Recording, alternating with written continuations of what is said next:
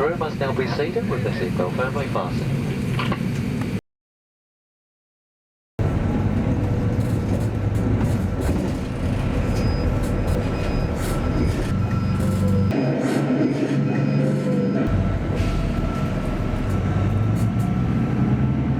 Wow.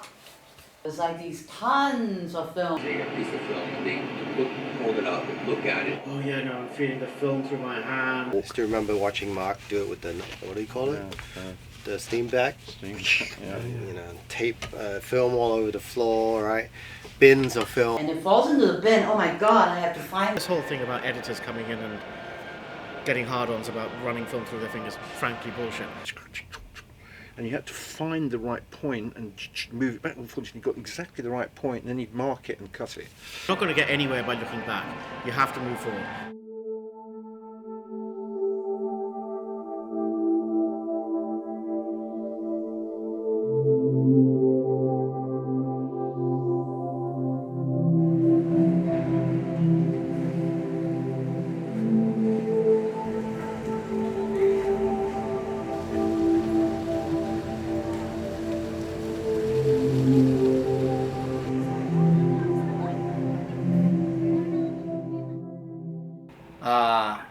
Hi Mark.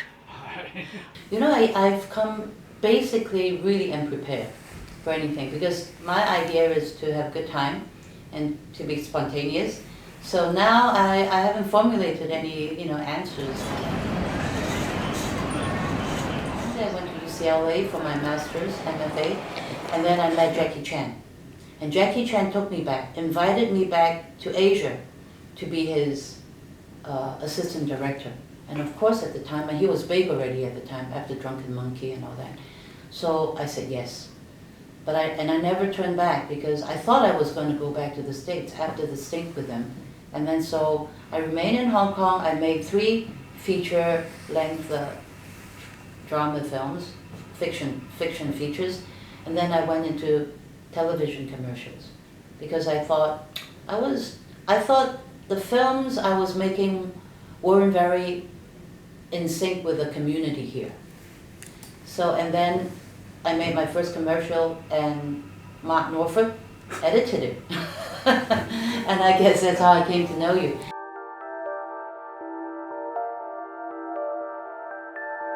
I miss the days of working on steam bags because it was chaotic, it was fun. Because if you trimmed that one frame and then had to go back and go, I'd like to put that one frame back in, it was a lot tougher to splice that frame back in, or even to relocate that frame that you took out. When we edited on film, we cannot say, Mark, can I try this? You say, can't do that because it's falling apart. I mean, we've got trims like 2 frames there, 2 frames here. I mean, you got all the take mark. You can actually, when you put the film together, you can't even judge because you've got all these lines, distracting you, all these tape marks distracting you. It was very mechanical, lots of spinning wheels and sprockets and things that could break and go wrong. Losing your trim every now and then is very memorable. Very frustrating because, documentary as well as a documentary. With all that footage, I have to make sure I categorize it clearly. I have to pin it on that hook, and make sure that they don't fall into the bin. And if it falls into the bin, oh my God, I have to find that. Very stylish. I think it's very stylish. You can do it, to film everything. I can look at all the film and the black box. Only 10 people can do it in Hong Kong, I much prefer to see images that have been shot on film because they have a more organic feeling to them than a lot of the digital cameras that are around today. There will be less and less people that wants to go back to film. I think the only reason for them to go back to film is because they just love film. I think that what digital offers us is greater ability to make mistakes with far less cost.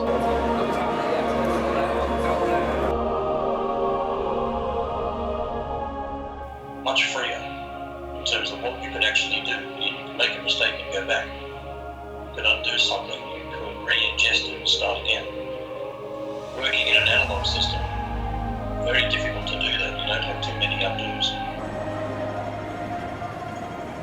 Instant, fast, accurate. There's an immediacy to digital that you didn't have with the analog. That the camera is lighter, it's much easier to handle. And I also like it is, yes, it's much easier to cut.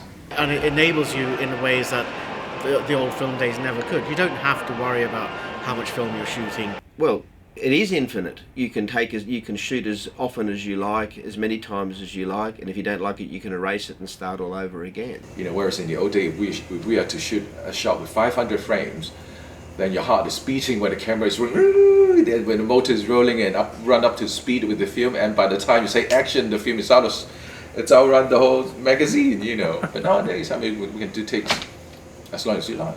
It's enabled us to do a lot more and quicker and improved our skills in many ways, I think. However, there's a downside to it, which is that people at technology take over the creative process. And what happens is that they lose sight of ideas. So now you've got young kids who've grown up only working on a Mac. They spend all day staring at a Mac, and you know they don't seem to understand what is a concept. They know what is an execution. So what we need to try and do is, you know, and we try and sort of force this out of our young people here, is to work in analog for all of your thinking. So for example, I really believe in sitting down with a blank piece of paper and a pencil or a pen and drawing up ideas, writing up ideas, putting them on the wall, staring at them, talking about them before you even sit down and look at a computer. I learned earlier in my career was the discipline. When we worked with film cameras, you took a lot of care with everything. We were told to be very careful about everything, and especially film.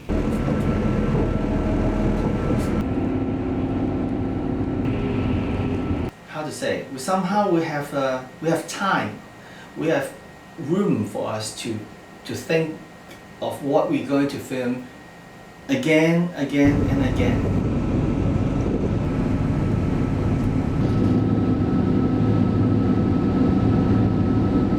I certainly believe that with analog, you are more committed to your cut.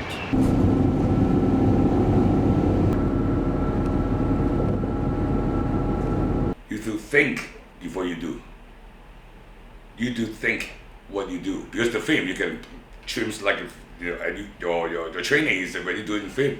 When cutting too much, you can't even project it. You know? Just as what we say, right? You are physically cutting a piece of film. You really have to think about it carefully before you make the cut. Otherwise, you spoil the film. And I think that's where an editor really, a good editor really came into play.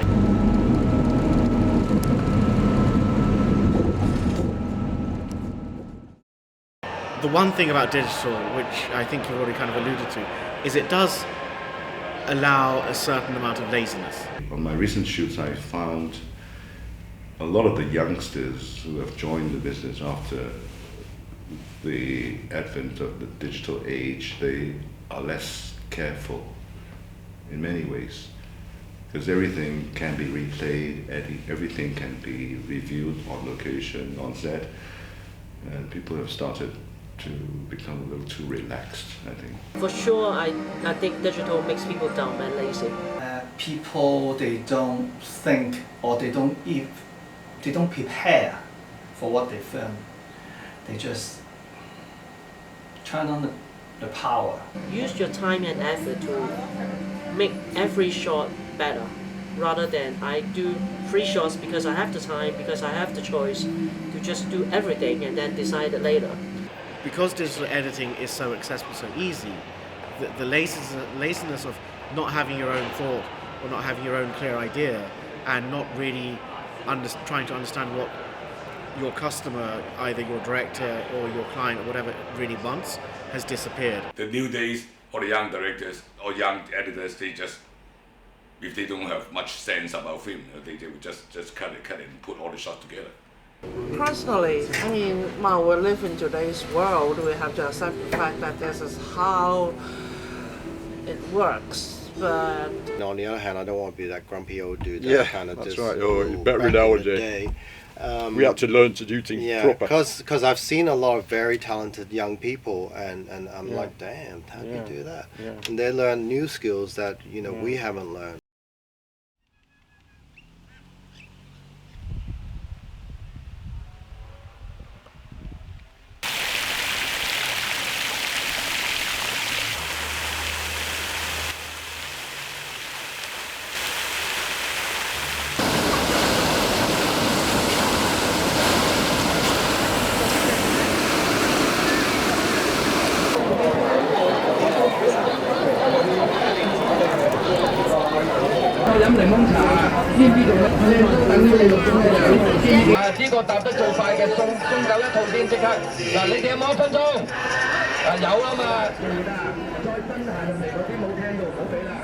I distinctly remember going with my parents to visit some friends outside of Wellington up near Paraparaumu.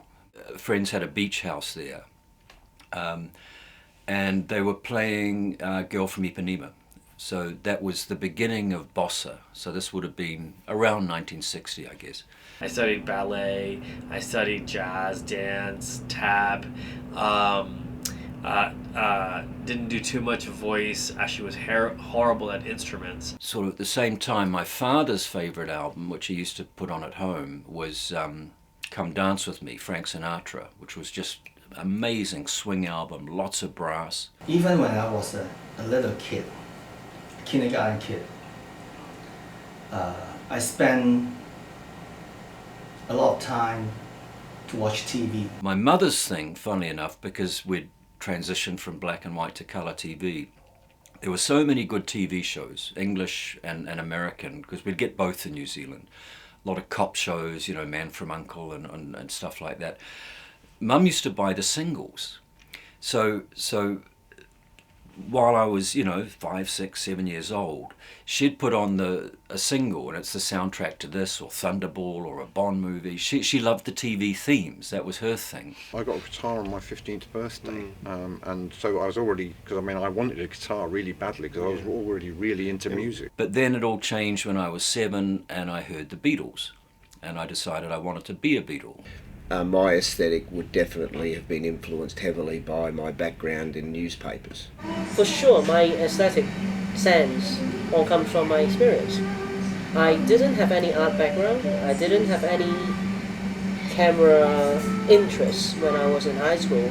I never studied filmmaking, advertising, nothing. Actually, I get so drawn into the people that I always forget to worry about the aesthetic side of things. Experience informs you what is right and wrong. And we see this sometimes with people that are 2 years into the business who sort of say they like something but don't really know why, just because it's personal taste. But in our business, personal taste can't be everything. There are some people that are so gifted that they just have a knack for sort of making things look good or good ideas or whatever. But I think experience and hard work, always being driven by wanting to do better. I think the balance of my aesthetic appreciation at the moment is based on experience.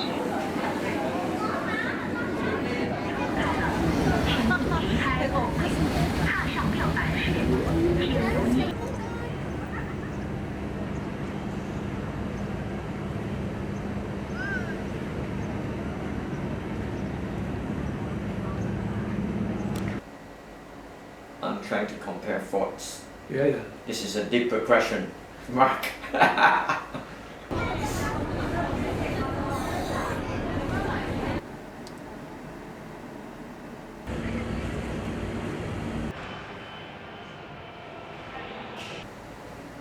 think it's a sense, right? Am I right? So, where this sense come from, it's very hard to explain that. Is your own aesthetic influenced by what you see on online these days? Or do you have an innate aesthetic appreciation yourself? You probably have both, but depending on what you want to do or what you want to achieve, the question then becomes, well, is your aesthetic or creative practice influenced by what others are doing? You know, because you want to do as good as what they're doing or better. Actually, I think the reason is because I see a lot of beauty in people and their performances. I think that is what stands out in my films. People do have a soul. That took us to UK when I was 6 years old. I kind of grew up like a Chinese kid in a restaurant, really, which give me like something that I don't really feel like my career continue in this business. No, actually, I started shooting movies when I was like 12-year-old. I started shooting Super 8 movies. First time I saw a ballerina on point is on TV. And you were very young? Oh, I think I was only like 3 to 4 years old. And I think she is so pretty. She's in a white tutu, and then she's so elegant, she's so light. When I am in my second year of junior high, I took some pictures. I want to be her. And then I start dancing at home every day. My grandmom did create me different kind of costume, and I wear the costume along on my living room, and then I dance around, jump around. And I start my real training actually quite late. I started like 9 or 10 years old. We have an internal contest in school. I sent it in, I got an outstanding pictures award from it, and then you get, oh, I can take picture and get some reward on it, and maybe I know how to take picture, and start to develop that interest. So I joined the photo club and learned how to develop picture from negative still photo.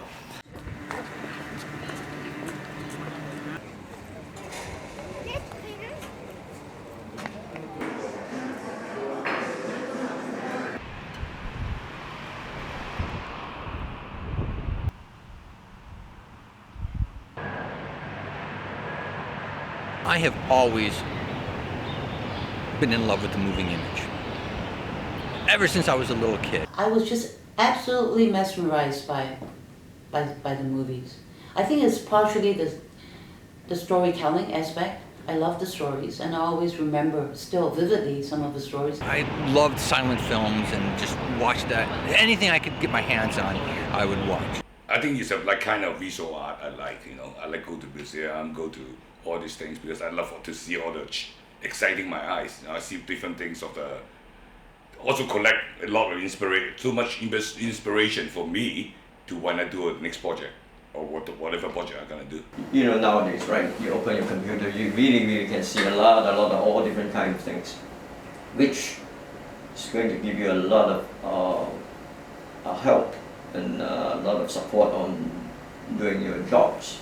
Maybe we learn by watching TV or reading magazines, and you never know, because it's just piled up in your mind, but without knowing it.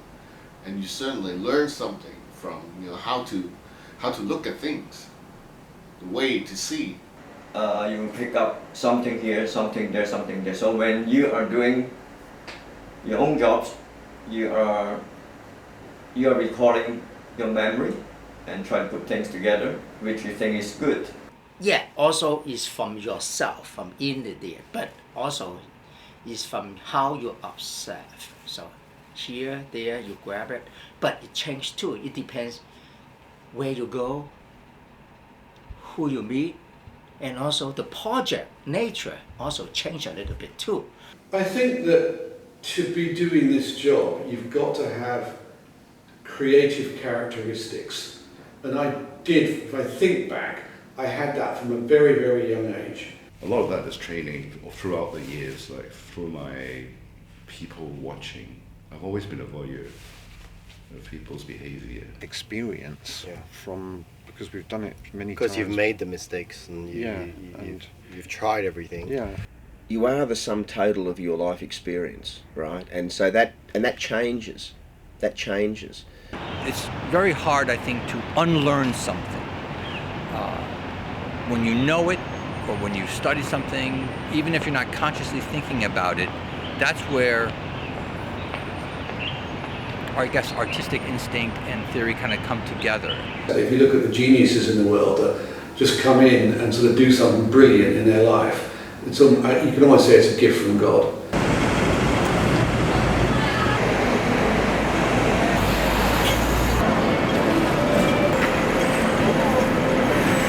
I remember when I first came back and I was a film director, right? And during in the location, you know, all these gears, these camera gears and boxes, women cannot sit on those boxes because that will bring bad luck. And I found out that even if you're very tired, all the women will stay away from sitting on any of the equipment boxes, okay? And then if not, they will be sort of like, wow, shouted down and then just sort of get out and get off this thing. And so when I became the film director, I deliberately, on my shoot, I would go there, I wouldn't tell anybody, and I would sit on that camera case. And nobody dared say anything. When I do my documentary films, I don't have a script. This is a very different way of working. Sometimes, you know, people would prefer to have a script already and to decide, okay, basically I want to do this is a shoot, and I might even have a voiceover, okay, for this whole thing. But my own practice is that I refuse to use voiceovers. I don't want the voice to take over the visuals, and I would rather have the visuals tell the story. But I'm also open to other people, the actors, the crew members, giving me new ideas as they act out the film, as they shoot the film. Because I would have done my homework ahead of time before getting on the set. I know there are some directors, they wait to get on the set to see what's happening and then take it from there. For me, that doesn't quite work. So my process is like peeling an onion, I always say, is that I go into it with kind of an open mind. I don't have any preconceived ideas of what this film is going to look like. And then I'll start filming, follow this particular subject matter or the character. Usually I do it, each of my film takes 3 years to finish. So maybe I would be following them for 2 years, kind of quite intensively. And then the 3rd year I will start to do the editing. When we are working, you know, we constantly need to stop and go back and look at what we're doing, you know, well before we're getting ready to actually present it. So, you know, we have something we call the kind of overnight test. So we've got ideas, we might sit in the room, brainstorm, blah, blah, blah, decide on which 3 ideas are the good ones that we want to bring to our client. But then you go away and then you come back to it and you think, right, is it still good? You know, if we know what we are looking to achieve at the end, with the end result, we can then work our way back towards what do we need to do to get them to feel that way. I do something, complete it, maybe I walk away, come back, and I make changes. And quite often I need to sleep on it. I need to hear it and think, oh, it was amazing. Next morning I hear it, I have a complete different thought. And you have to be very realistic with yourself and honest about that and go, well, maybe it's not that good. And then you change. And, right. Yeah. Being an editor, it's never finished. You need to try and error, do a lot of all different kinds of way of editing, and then try to balance it, and then try to come up with something you think is good. During the editing, that means looking at all the footage that I have gotten, then I start to formulate. I say, what is the most important thing that comes out from the footage? And I'm also very mindful because I used to work with a very fussy editor. He would always criticize my work when I'm editing the film with him. So I'm also mindful of how I can make his job easier. I shouldn't be doing that, but I find myself doing that all the time. Oh, I remember, and something I wanted to disagree with you on, and that had to do with, we should probably cut.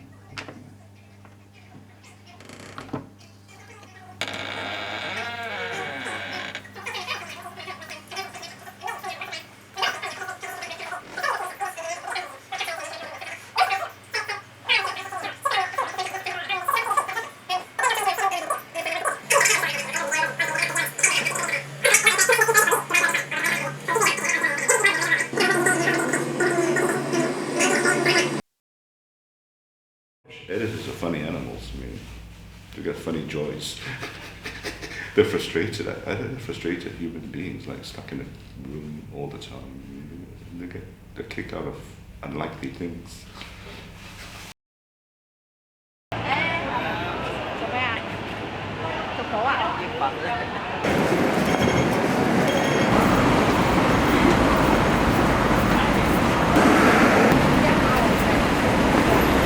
There are different types of editors. There are technical ones, and there are others who have creative vision and feeling and instinct and stuff like that.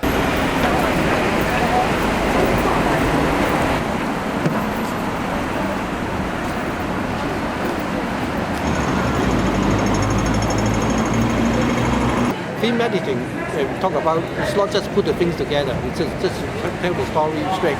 It have a lot of film language you can play around, and then you have an editing style. And this editing style is purely from the editor. And then, of course, every time I want the editor have some input or put his view and how he tell the story, which is tell better than the director.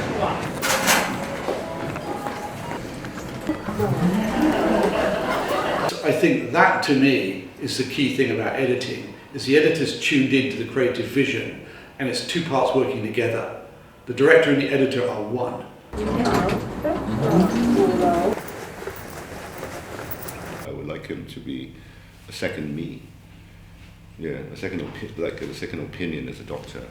The moment I juxtapose two actions, or two pieces of film, or two scenes, you know, what does that do? How does that change the tone of the film?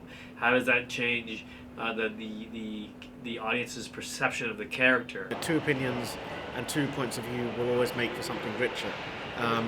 Whereas if one just crushes the other, eventually it becomes it becomes a really unhealthy relationship. Because that's when life begins. That's when creation happens.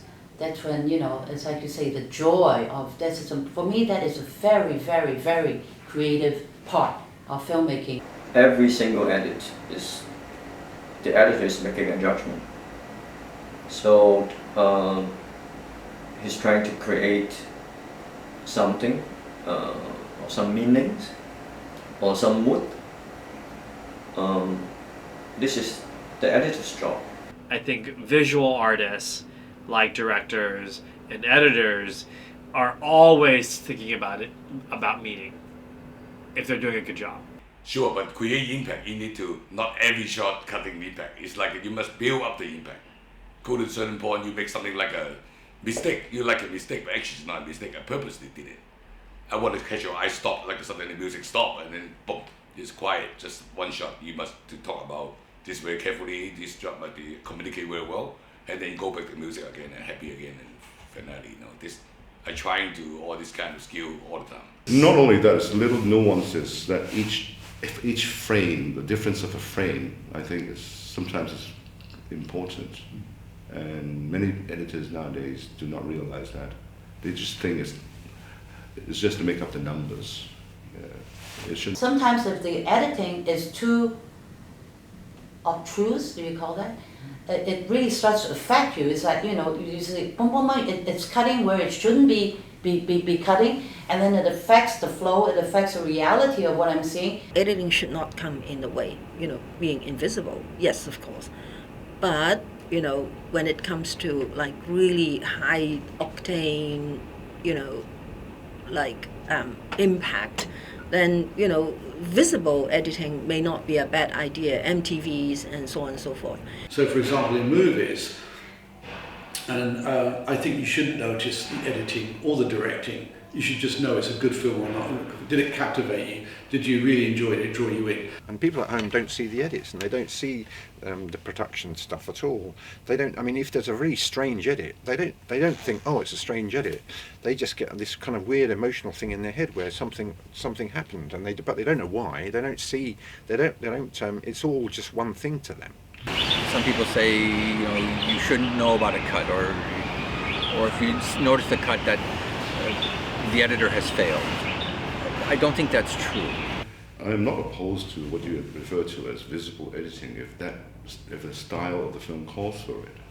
It is important that you tailor your skills to the style of the film. The French New Wave, when they brought in the jump cut, they brought it in for a reason, because they wanted you to notice the edit. I think it was important at that time, in the context of the story that they were telling, that you will have times when you want an audience to notice something, and that could be through the edit. But however, I think it's not as simple as that, because sometimes the editing, when you look back at the film, and then you remember the editing sometimes, that really worked. And you say, wow, that was a great cut that way, and that was, now would you call that's invisible or visible? But in other instances, it's absolutely essential that the editing actually, in some instances actually becomes a character. Whether you notice the edit or not is irrelevant. So this whole thing of the editing being invisible is actually, I think, too restrictive. The editing can be the flashiest thing in the world as long as it gets the job done in terms of telling the story.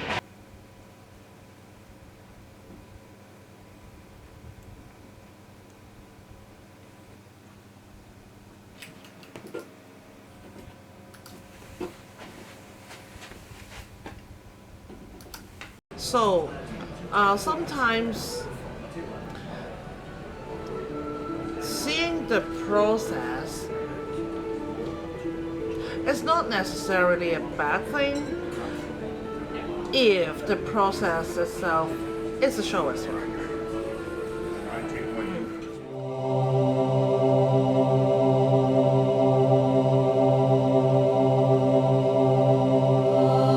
Maybe one editor is thinking a very logical way. This shot, next shot, is it continuity, shapes, color, but how you put them together is art. And everything you see is all to do with light and shade, contrast, proportions. That it doesn't matter whether you're doing photography, graphic design, fine arts. It's all related.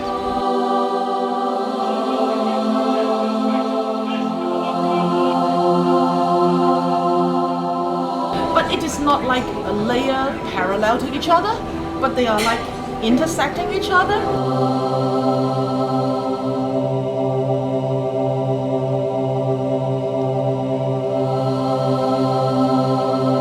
I see audio almost like architecture. It's not just left and right. What's coming up from behind, or what you notice at the back after a few listens. So it's very much three-dimensional.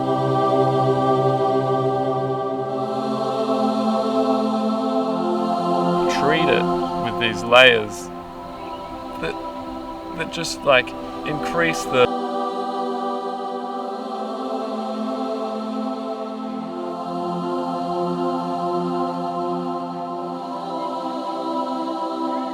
meaning doesn't change the meaning, that's how you express. Almost like intensity.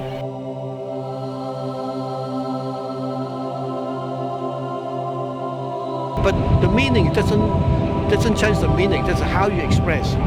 Audio quality, if the artist is close enough to the microphone, EQ, compression, all the stuff that needs to be looked at before you record. Up here, or the voice up here, backing vocals way back in the room. We have so many things to play with. We have light, sound, people, music, timing, and then you have different colors, texture, where you put the people, how they see it, how they feel it, even the smell of it, and then you have everything. Even like what we do live events, we even have the taste of it because we have over food and then we have everything. As a aroma of it. Yes. So it is so multi-dimensional sensation to our perceiver. In Photoshop, where you can have different layers, but instead of like one single picture in Photoshop, we were talking about the fourth dimension, which is like the motion, and then plus the fifth dimension, probably the sound as well.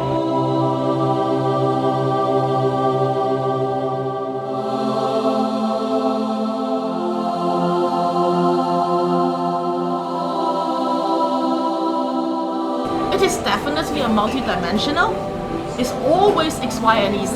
And every little sound in a chord, you know, if you've got a hi-hat and you've got a bass drum, and then you've got a piano note, all of these things are falling on the same moment, but they all add something to the sound at that moment.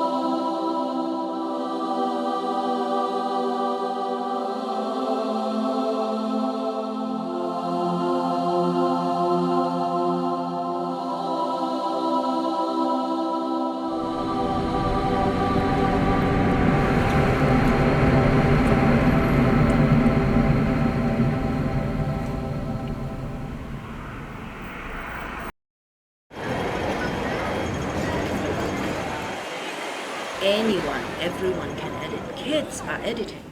And I am editing, Mark, I am editing. For function-wise, an editor is less important than before.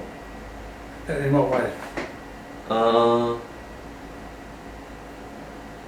Everybody use a computer to do their own edits.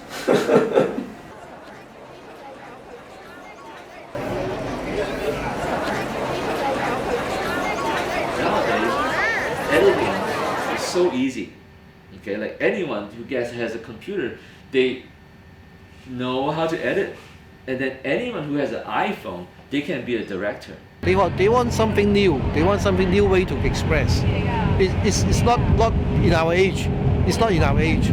So they already got tired of this kind of communication, this kind of editing. They got tired of it because 1,000 times they see. That's like so that they accept to some new way of communication. But the meaning doesn't change the meaning. That's how you express. The film editing is expressed in a different way. It's not necessary to be this flow, maybe the other way around, or this. So people, I think the young people get used to it. Sometimes when they see a movie, the young people can understand, but the old people can understand.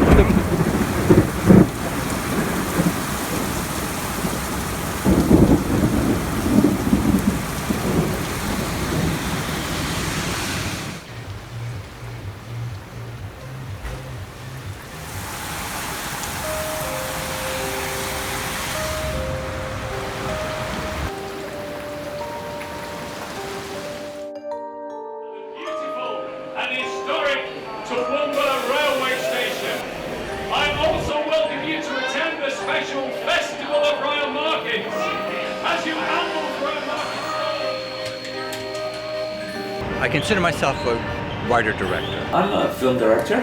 I'm the head of production for Procter & Gamble. My title is Deputy Director of Information Services.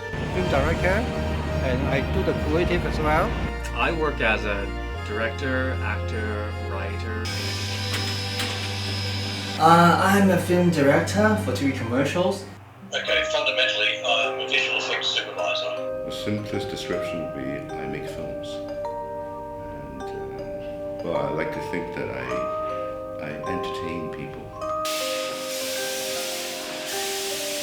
I'm a director, I'm the owner of Brownies Advertising, who is sort of an integrated agency.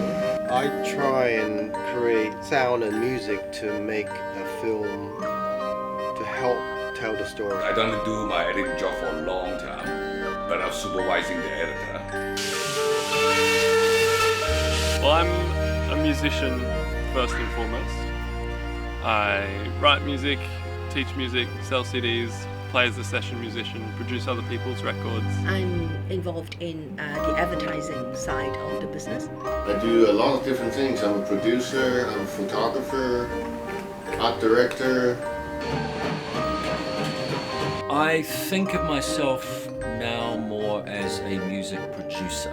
Do all the chroma keyings, we do the supers. But at the end of the day, I I'm an advertising creative. As a film manager? Basically what I do is to make like 30-second film to promote the product. Most roles in the production process I've had a hand in. We can say we develop creative concepts, but we cannot call ourselves creators. Yes, we are.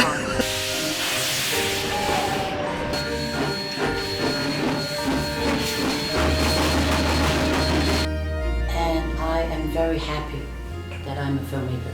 And the reason for that is because it's such a creative process for me.